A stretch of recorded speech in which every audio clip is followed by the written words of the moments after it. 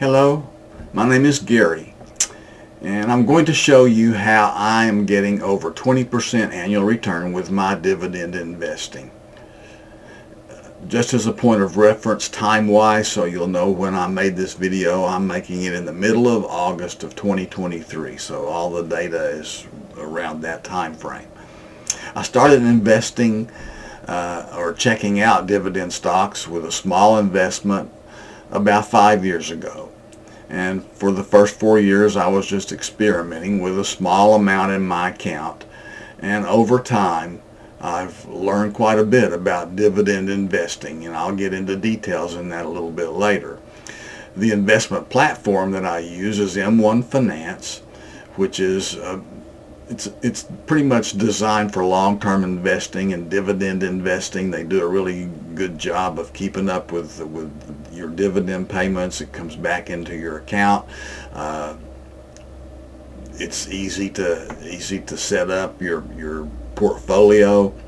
And just full disclosure, in the description below I've put a link to M1, which is basically tied to my account, so that if you use that link and decide you want to start investing using that platform, and you invest at least put at least $5,000 in your account, you'll get a $100 bonus for using a referred link, and I'll get a $100 bonus for being the one who referred you to their site.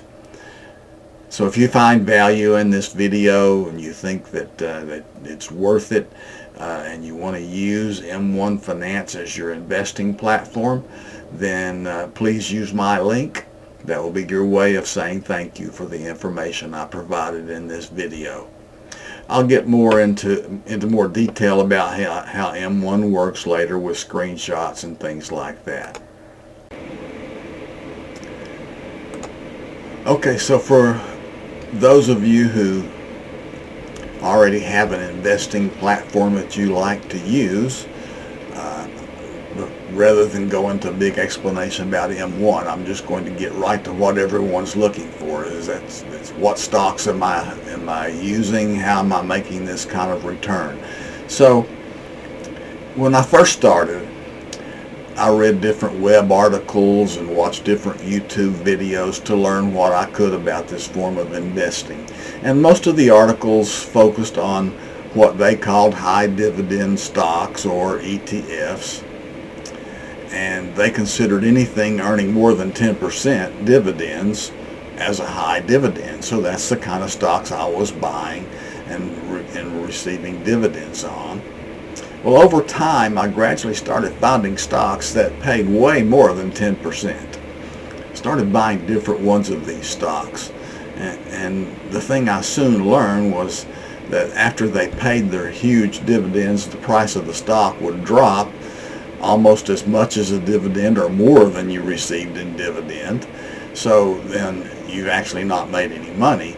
So you have to wait around, and over time, couple of weeks, a month, the stock would stabilize and the price of the stock would come back up to about the price it was when you purchased it.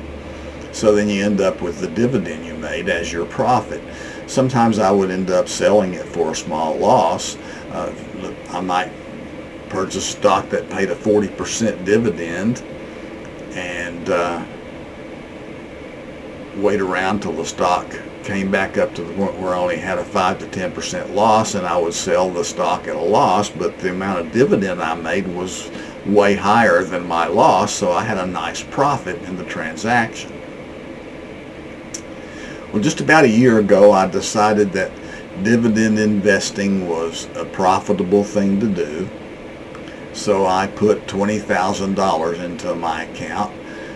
So that made my total investment at that point of $24,000, and that's so far to this time period, that's all I've put out of my money into my account is $24,000, and for a lot of people that's not a lot to invest. So over time I've gradually shifted over to stocks that pay their dividend monthly. Most stocks pay quarterly, But I've ended up with stocks that pay monthly dividends. And these stocks each return 18% or more annualized dividends. So you get 1/12 of the annual dividend. You get that each month when they pay. So you get a nice monthly income. So my original $24,000 investment is now bringing in $500 to $600 per month. So if you put a calculator to the numbers, you see that $500 to $600 is more than 18% on $24,000. So how am I getting that kind of money on only $24,000? Well, M1 and other investment platforms too will allow you to borrow money on what they call on margin. They'll let you borrow a certain percentage of your account value, and you can purchase stocks with your borrowed money. So I've borrowed about a little less than $10,000. So I'm actually investing about $34,000 rather than $24,000, and that's how I'm getting the $500 to $600 per month. So that's how I'm getting more than 20% return on my money each year. Of course, I'm getting that divided by 12, so I'm getting the $500 to $600 paid monthly.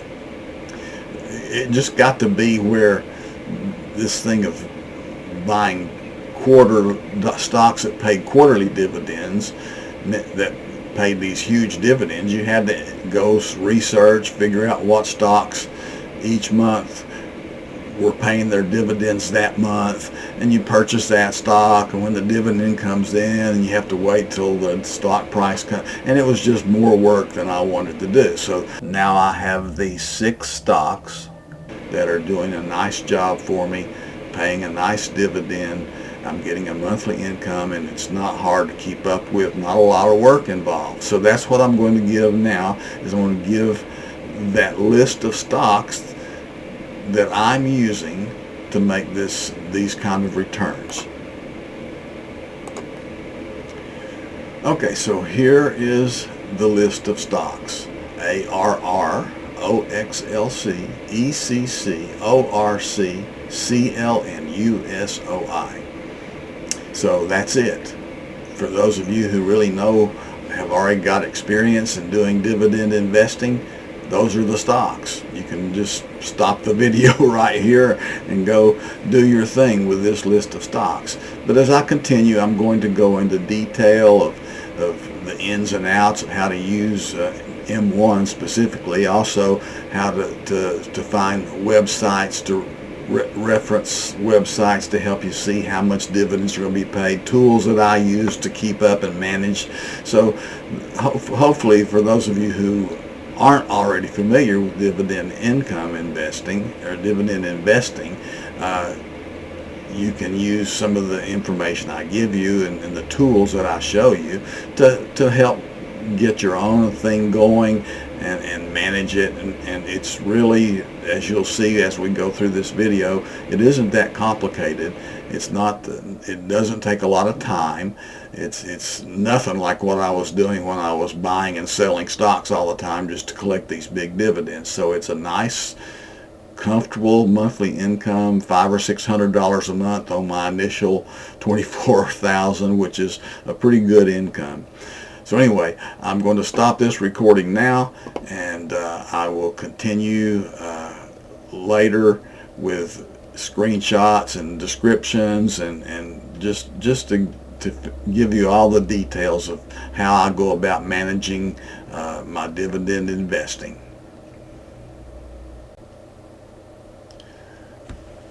The first thing I thought I would bring up would be a comparison of my stocks over the last 5 years compared to the S&P 500, because there's two sides to this dividend investing coin. One is how much money you're getting on dividends, but also what's the value of the stocks. Do the stocks go up, go down? Do they pretty much stay the same with the S&P 500? Many people like to compare what they're investing with the S&P 500. If they are staying in line with the S&P 500, it's pretty much average, kind of what you could expect from a decent investment. People are always looking for a killing, something that's going to beat the S&P 500, make a big profit. But keep in mind, we're talking about dividend investing here. So we're looking for the dividends. We're just wanting our stock to keep its value. It's going to go up and down in value with the S&P 500. So I basically have just gone back and done a comparison. If you look in this spreadsheet, you see the difference between the S&P 500 and my account. This column right here, these two columns is my dividend account.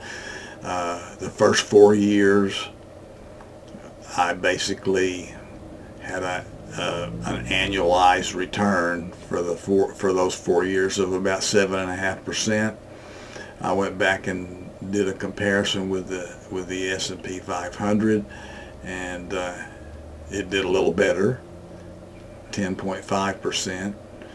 And then I just went and pulled in what I made the last year, 10.5%, S&P 500 6%, so I did better than the S&P 500 over the last year. Year to date this year, you can see we're running pretty close to even. The past quarter, I was a little bit less than the S&P 500, pretty much even. For the past month, the S&P 500 lost about 3.5%, and I lost a little bit more than 3%. So pretty much my stocks that I'm investing in are staying in line with the S&P 500.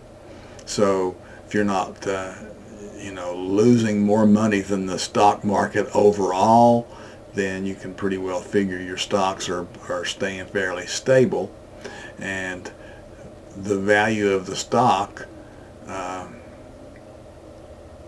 isn't that big of a deal as long as you're not losing your shirt, because you're making that dividend every month. The $500 to $600 dividend coming in every month is what you're after. You're after that income. So, and over time, I keep reinvesting my dividends instead of pulling my $500 or $600 out every month. I don't need it right now to live on, so I'm reinvesting. So I'm compounding my dividends.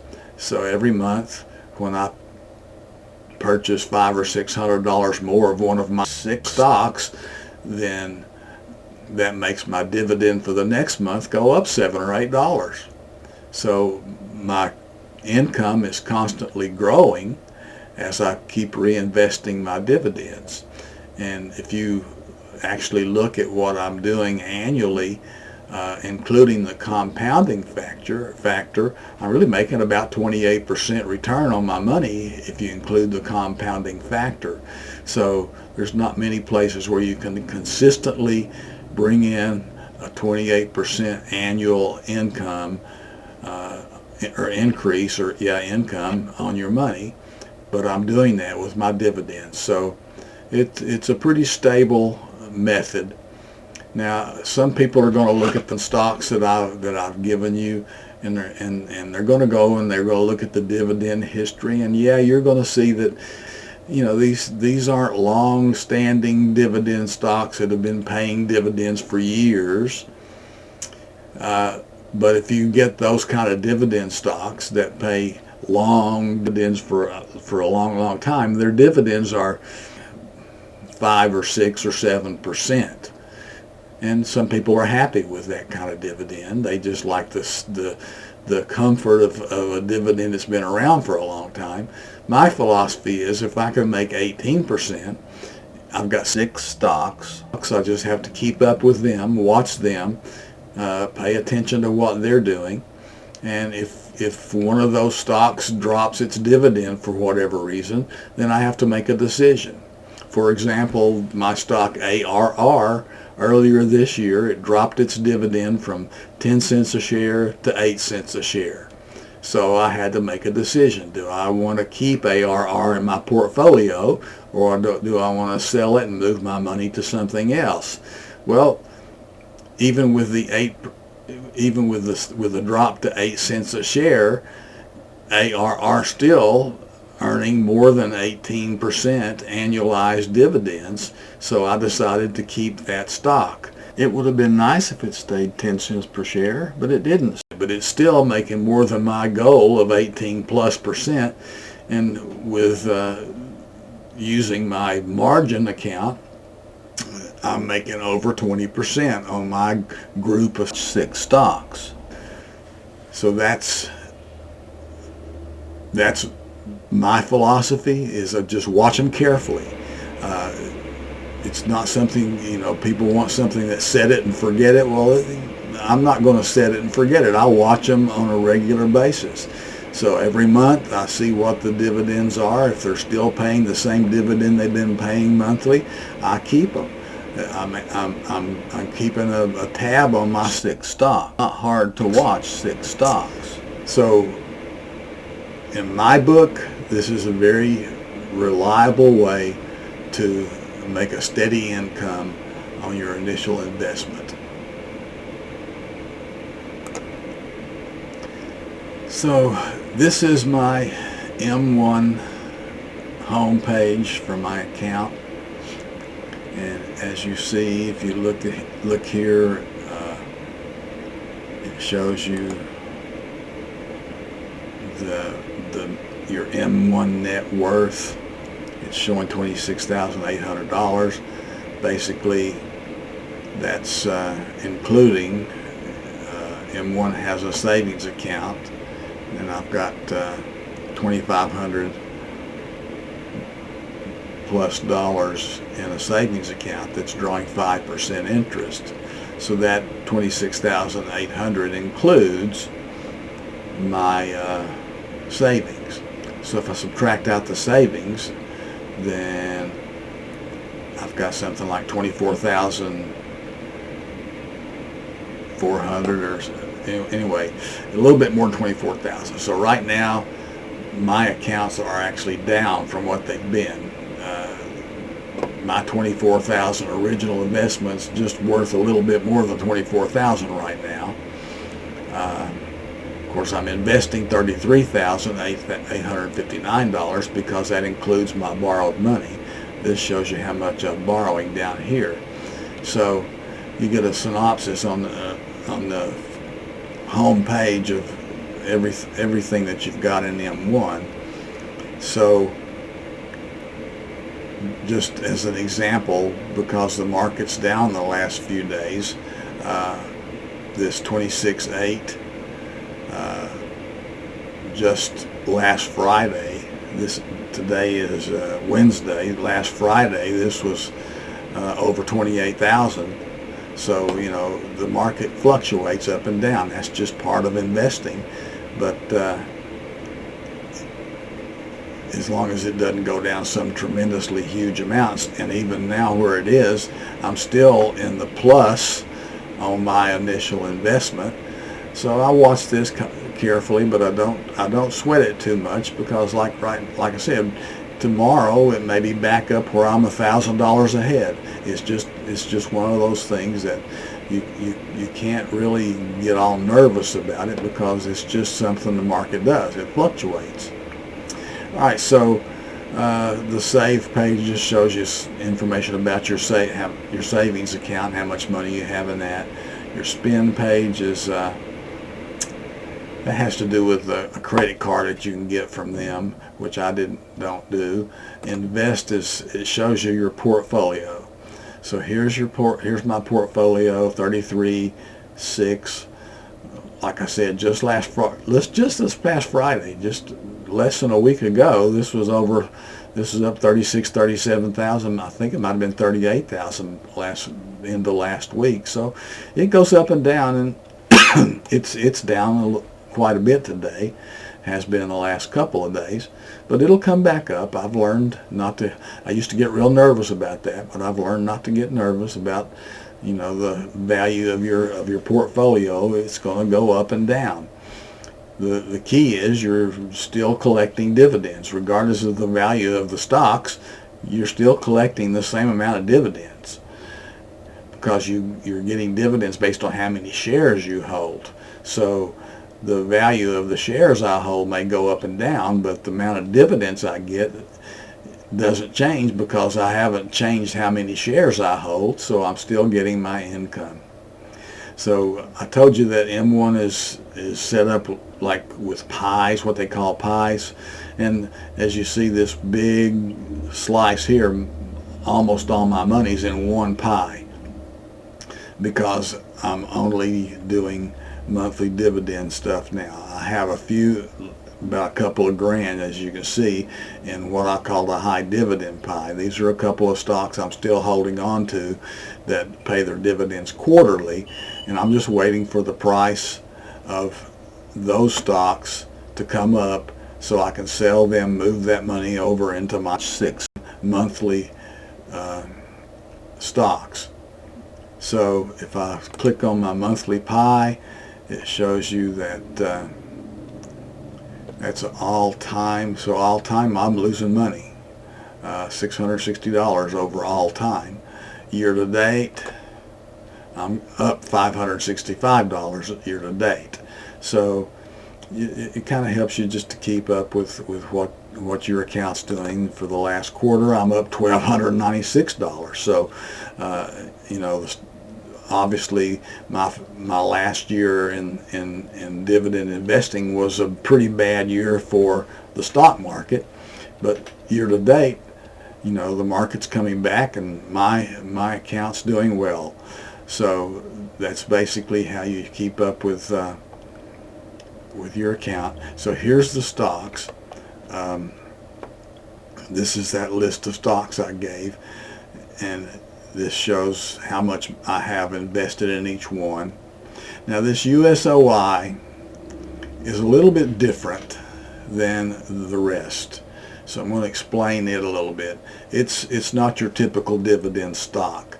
It's a stock or an ETF. I'm not. I guess it might be called an ETF. Anyway, it's a product that invest in crude oil futures, and they use options, and each month they pay a dividend based on how well they've done the previous month in their crude oil investing, and they do a pretty good job. In fact, typically I'll make 20 to 30%, and sometimes even more than 30% every month on USOI. It goes up and down, it fluctuates. The rest of them are pretty stable because they're standard dividend stocks and they're pretty stable. USOI is kind of like an extra bonus that I use. I don't think it's ever paid less than 18%, but many months it pays more than 18%. If I open it up, you can see that over the last what are we looking at? We're looking at quarter. Over the last quarter, I've had earned dividends of $335 on USOI. The market gain on USOI has been $144, so I'm up total of $479 with this stock. So if I look at the last month, then market's down, but I made $151 in the last month on dividends on this stock. So it's a nice addition. I guess you call it a little bit more,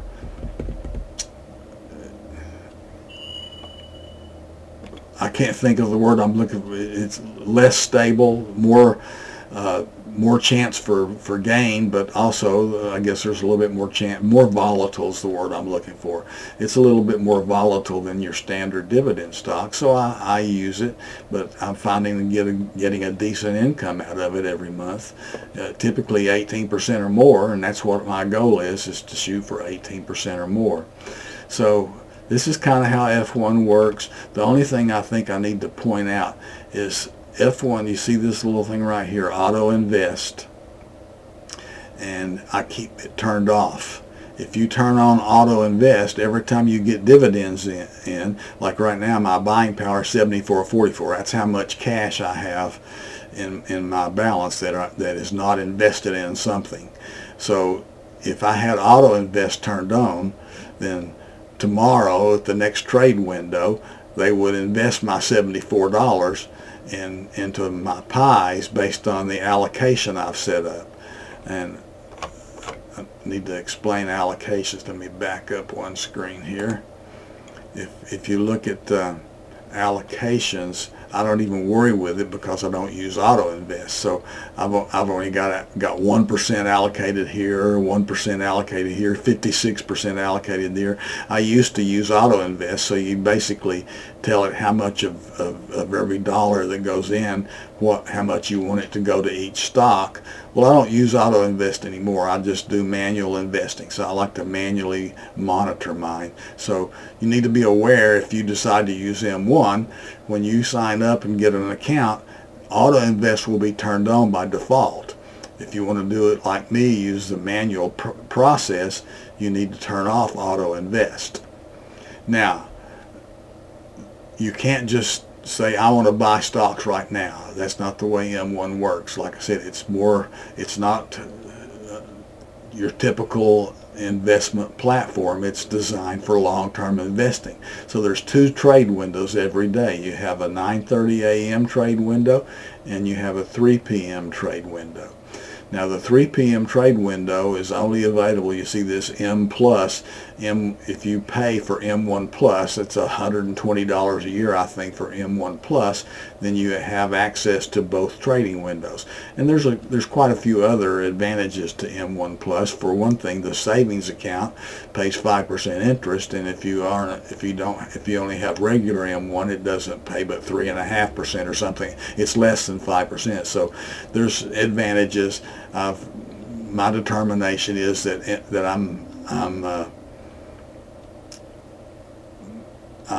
gaining more value from M1 Plus than I'm paying for that membership. The other thing is your borrowed interest on your margin. You're paying a lower interest rate if you have M1 Plus than if you're a regular M1. So you save money there also. So I'm actually saving more money with my benefits from M1 Plus than it's costing me. So that's just something for you to look at if you decide to use M1, as to whether you want to invest in the M1 Plus or just use the free regular M1 account. So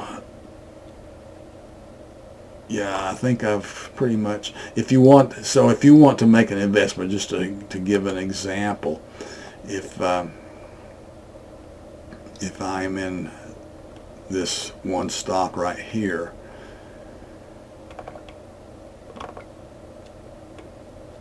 I'm used to doing this on my phone, and I'm not familiar with where it is here. On the phone, there's a manage where you can actually tell it you want to purchase.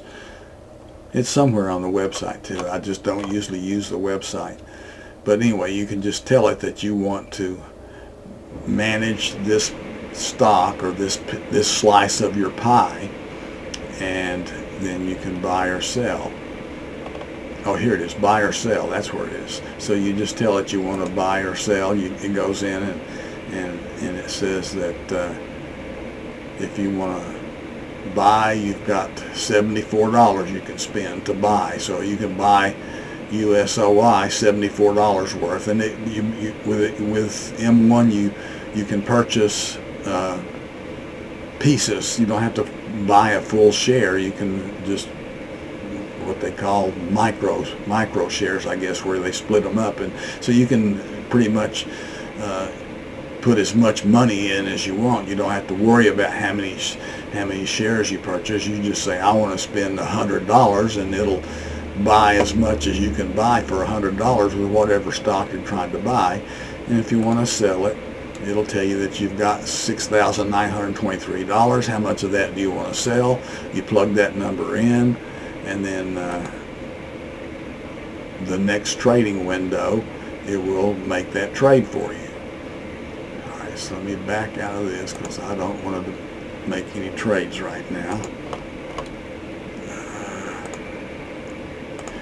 All right, so I think, hopefully that's enough to at least give you a heads up on how M1 works.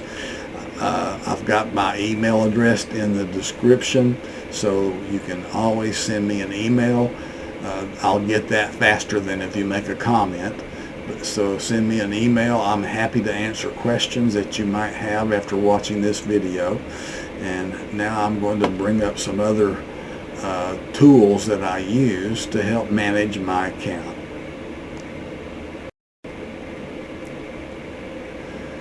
MarketBeat is a tool I use. It's just a free website. I guess they have a paid account, but I just use the free portion of their website. It's just a good way to do research.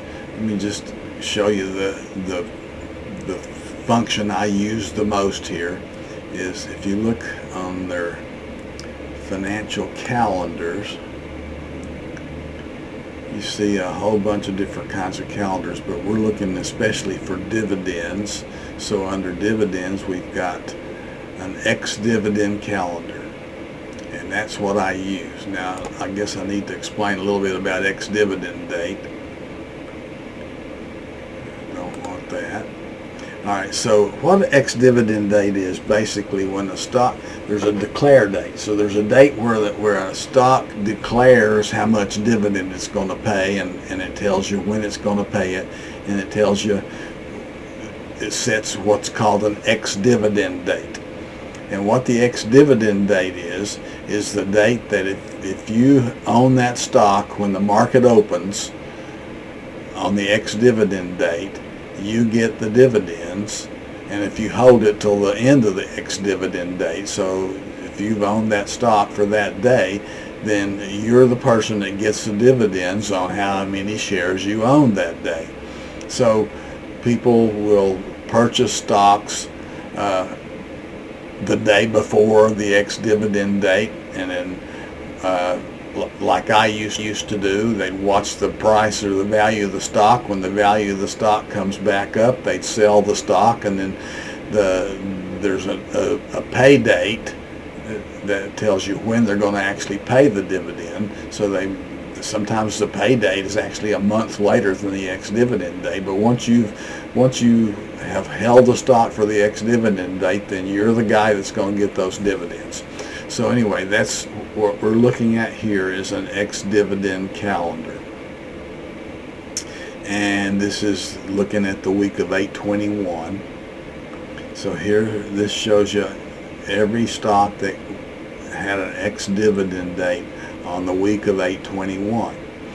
And you can see what it shows. Well, of course, I'm looking for yield. How much yield am I going to get out of this stock? So if you tap yield once, it puts it lowest to highest. I'm looking for highest to lowest. So now I'm looking at the highest yields are on top. So here's a stock. I used to invest in this stock. It's one of those that just pays quarterly, and you know, they get a pretty decent dividend, 26.3% dividend. And so anyway, MarketBeat's just a way to look at stocks that pay good dividends. So here's a monthly 13.3%. So as you already know, I'm not interested in anything that's less than 18%, so that won't interest me. So let's look at next week. If we look at next week, if I can get it to work, here we go. So we'll look at the 28th. So now it's bringing in stocks that are going to have ex-dividend date next week. So if I hit yield, hit it again. So now I'm looking at stocks. Now here is a quarterly or a monthly stock, ORC, 20.25%. It goes ex-dividend next week. Of course, ORC, if you look at the list, it's one of my stocks. I'm already invested in ORC. We have another one here, PVL, that actually isn't on my list. It's a new one for me. So I may want to investigate PVL. If it's a good one, I may want to add it to my portfolio and start putting some money into it. It shows 18.1%. Now, word of caution, you can't always trust this percentage. It's a good close random amount, or close to the real thing, but I always divide it out to be sure. And the way you do that is you have to divide the amount of dividend it's paying per share, and you divide that into the cost per share, and that shows you the percentage. And sometimes this number, I don't know why their system just doesn't update this number accurately, so I always do the math myself. And you can go look at ORC. If you want to go, for example, just look at ORC, I can go over here and right click. Now you don't see it on your screen, but on the web screen it actually has given me the option to open that link.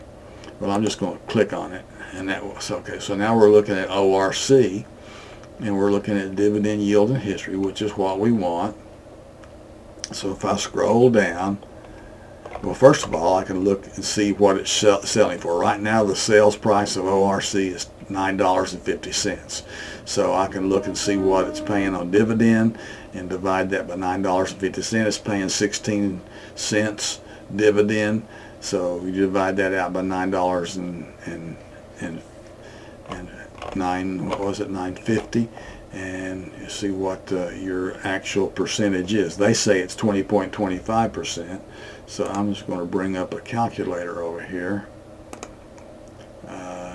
off screen where you're not actually going to see it, but I'm going to do the math just out of curiosity. So if I do 0.16 divided by 950, that's 0.016842. So I want to multiply, it's a monthly dividend, so I'll multiply that by 12 to see what the annual rate is. So I multiply that by 12, and now I get a 20.21. So they're close. They say 20.25. My calculator says 20.21. So you can pretty much depend on these numbers. Sometimes I find them to be off a lot more than that, but that's how you determine what the real yield is. And if just while we have it up here, you can see that for this year, for at least since March, it's been paying a 16-cent a share dividend. So it's been pretty stable for the last several months, and that makes me feel good to know that it's been consistently paying that dividend for a while. So then if I go back to where we were and do my double click again to get the high paying ones at the top. When you go back to that, it always goes back to the previous to the current week. So let me move to the next week. So we're looking now at 2 weeks down the road, and let's just see what we got there. So see, we don't have anything of real high value. You got a monthly, it's 15.2%, but and actually ECC is one of my stocks. And they're only showing 14 cents per share, and they're actually paying 14% or 14 cents per share monthly, but every month for the last several months they've also paid what they call a special dividend of another 2 cents per share. I don't know why, for whatever reason, this market beat doesn't pick that up. There's other sites that I use. Market Beat's my favorite because I just like the layout of Market Beat. But there's other stocks where you can go look at ex-dividend dates for different stocks. You can just do a Google search on a ex-dividend date of ECC, and there'll be several, different websites like MarketBeat that'll come up and show you, and these other websites will show you that it actually not only does it pay 14 cents, but it also pays another 2 cents or 16 cents a month. Well, if you put it to the calculator with 16 cents, then that yield comes up to above my 18%. That's why I have ECC in my portfolio. If they ever quit paying that special dividend, that 2 cents, then I may have to evaluate whether I want to keep ECC or whether I want to move my money over into one that pays a higher dividend. But so far, for the last few months, they've been paying that extra 2 cents per share. So as long as they keep doing that, I'll just keep my money there. So anyway, this is a nice tool, MarketBeat. Just one of their other financial calendars that I use sometime is this one, monthly dividend stock. So you can go look at their monthly dividend calendar and get an idea of what stocks. And again, you do the double click and it'll put the higher ones on top. So here's my USOI, which is one of mine, my ORC, which is one of mine, ARR is one of mine, OXLC is one of mine, ECC is one of mine. Almost all of mine are showing up in this list, but I notice there's at least one of mine, maybe two. Yeah, there's two of mine that aren't in this list. So you can't always depend on MarketBeat. I like the layout. Its format's nice and easy to work with, but I find that there are other sites that give you a little bit more accurate. So sometimes I go and search for monthly dividend stocks on Google and look at some of these other websites that show you results, because you find some, it's just like that one I looked at a minute ago. I've already forgotten what it was now, but it was, I go back to ex-dividend calendar, and it was one for next week. Click, and PVL. Yeah, so it says 18%. So after I get through with this video, I need to go check out PVL and see if it's something I want to consider adding to my portfolio. So you see, that's how I use MarketBeat. It's just a convenient tool for checking out what are good stocks to purchase. Right now I've landed on my 6 and I'm pretty happy with, but I'm always looking, because the more you spread, the more diversified you are, if you just spread your money out a little bit better, so that if one stock kind of takes a hit, it doesn't impact your portfolio as much. So MarketBeat's just a good tool for that. Okay, so the next tool I want to show is one I use on my phone. I use it on my Android phone. I think they've got an app also for Apple. I'm not sure. I'm not an Apple user, but for the Android phone, it's called Div Tracker. So if you look here, you see the name Div Tracker. That's what it's called if you go to the Google Play Store. And there are more than one app in the Google Play Store that are named Div Tracker. So you want to look for the one that has this logo, the green background with the white palm tree and the bar chart. This is the one I use. I've used several of these, and I find this one to be so far the best I've found. I'm just going to show you a couple of screenshots so you can get an idea of how this thing works. When you look at your home screen, it shows you how much monthly dividend you're bringing in according to what you've got invested, and it shows you what your basically I set a goal of $1,000 a month, and this is saying I'm at 756, but I'm really not at 756, because I've still got a couple of my quarterly stocks in here, and so that includes the dividends on them for the next year. So if I take that out, I'll be to my $600 or so for a year on what I've got as my monthly stocks. I don't pay attention to this number as much, but it does give you a nice overall, showing you what your average dividend yield is for the stocks you hold. And because I've got those higher paying quarterly stocks in here, it's kind of given an inflated view of my dividends, because that includes those higher paying quarterly stocks, which I'm not going to hang on to. So anyway, that's the opening page. And then the thing that's really valuable that I use, and I need to back up and explain that when you go in, you go into the app, and it shows of course you don't have a portfolio yet. So you go in and tell it what stocks you have, but actually you just go in and say, I want to purchase this stock, X number of shares, I paid so much per share, and it'll calculate the value.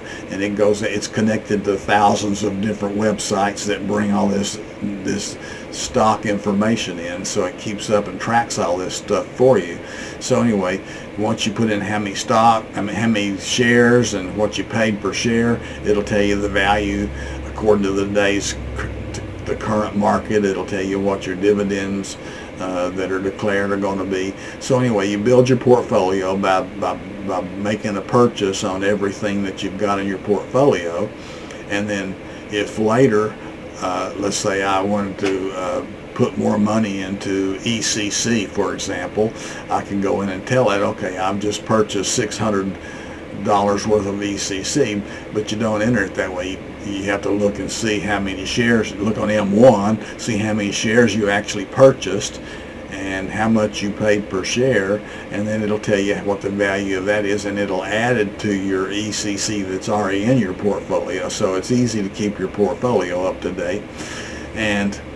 But the thing that's nice is this monthly screen here. So it's just got the 10th highlighted in green, because well, I'm not sure why it's got the 10th highlighted. That's just what I had selected on my phone that day.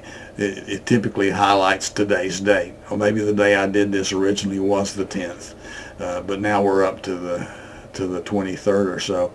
But what I've highlighted in black is what it's showing below down here. So you see these little gold dots and these little green dots. Well, what the gold dot is an ex-dividend date. So on the 10th there was an ex-dividend for something. On the 11th there was an ex-dividend for something. You click on that date and it'll show you what the ex-dividend was for that date. And I chose the 21st because it had a gold and a green, and that way I can show you both on the same screen.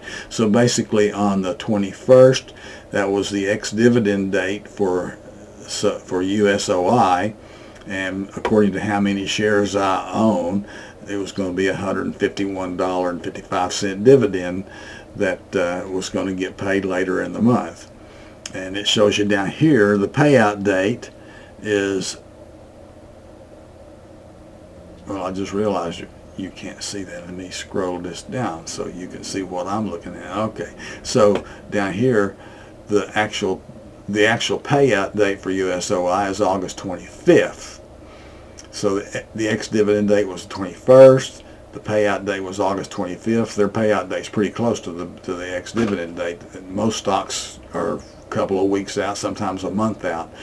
All right, so that's what the little gold things show you, and the little green things show you the actual dividends that are going to get paid that day. So on the 21st, I got a dividend on UAN, which is one of my quarterly stocks that I am still holding. I got a dividend of $46.94 on that on the 21st, and it's showing you that the ex-dividend date for that was August 11th, but it paid on August 21st. So you can click on any day on the calendar when you got this app up on your phone, and it'll show you what those what your dividends are for that day, what your ex-dividend is for that day. So it's just a nice quick way to go in, get an overview of all your stocks and what dividends are paying. It's a really easy way to keep up, so you can go look, say, oh, I wonder how many dividends I'm getting today, or when my next dividends are coming in. And today happens to be the 23rd, so I can, if I had this up on my phone, I could tap on the 25th and it would show what dividends are going to be paid to me on the 25th down here in this window below. So it's just a really nice app for keeping up and tracking your dividends and when they're coming in. I probably use this app as more than anything else because it's handy. It's on my phone. I can just pop in there and see where my accounts stand, and I just find it to be very, very informative and useful. So it might be something you would enjoy using also.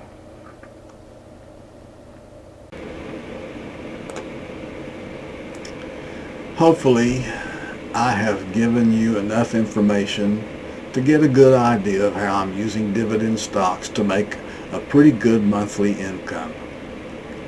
I'm putting my email address in the description below. It's the email address I use for, it's not my regular email address, but it will ping me on my phone when I get an email to this address. So if you want to ask questions, I'm happy to answer them. That's the quickest way to get my attention, and I will give you personal answers in email. I enjoy helping people, and if you find some value in this information and you decide you'd like to use M1, I hope you will use my link to M1 below so that you can get the bonus, and also I'll get a bonus as a referral. So if you have questions, just don't hesitate to email me, and I appreciate getting to spend this time of providing this information about how I'm using dividend stocks to make a decent income.